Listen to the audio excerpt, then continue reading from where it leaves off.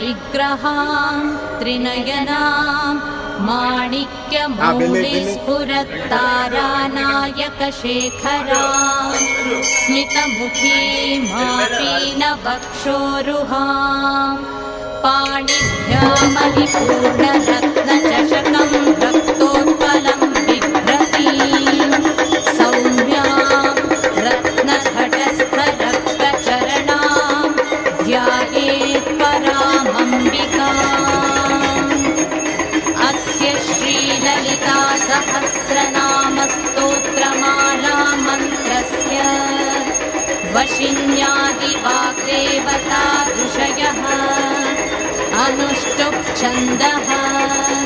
श्रीललिता परमेश्वरी देवता श्रीमद्वाग्भवकूटेति बीजम् मध्यकूटेति शक्तिः शक्तिकूटेति कीलकम् श्रीललिता महात्रिपुरसुन्दरी प्रसादसिद्धिद्वारा चिन्तितफलावाप्त्यर्थे जपे विनियोगः मूलमन्त्रेण करषडङ्गन्यासान् कृत्वा श्रीमाता श्रीमहाराज्ञी श्रीमत्सिंहासनेश्वरी चिदग्निकुण्डसम्भूता देवकार्यसमुद्यता उद्यद्भानुसहस्राभा चतुर्बाहुसमन्विता रागस्वरूपपाषाढ्या क्रोधाकाराङ्कुशोज्ज्वला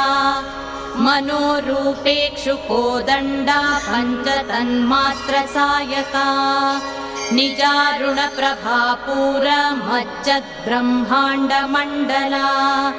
चम्पकाशोकपुन्नाग सौगन्धिकलसत्कचा कुरुविन्दमणिश्रेणी कनत्कोटीरमण्डिता अष्टमी चन्द्रविभ्राजदलिकस्थलशोभिता मुखचन्द्रकलङ्काभा मृगनाभिविश